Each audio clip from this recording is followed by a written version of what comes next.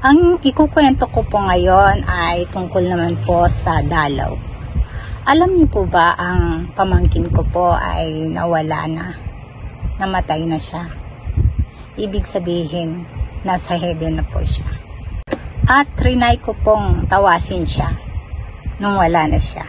Kung magpapakita ba siya sa akin.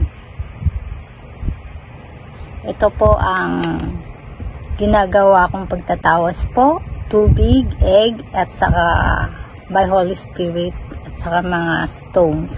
Yan lang po. Ito po ang nakita ko po sa dalaw. Medyo hawig po na siguro nung kabataan niya. Medyo may pagkahawig siya. Titigan nyo kung makikilala nyo siya dyan. Kasi habang tumatagal, tinitignan ko po dahil sabi ko lumabas siya sa tawas ko. Kasi marami na pong namatay na pinag-pray ko po na lumabas sila sa tawas at lumalabas naman po.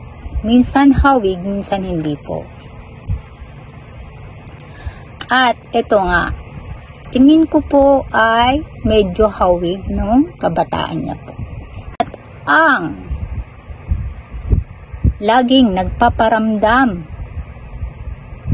na ibon, ang itim na ibon na uwak, nagparamdam din yan dito sa aking veranda. At kahit sa tawas po ay nakita ko po siya.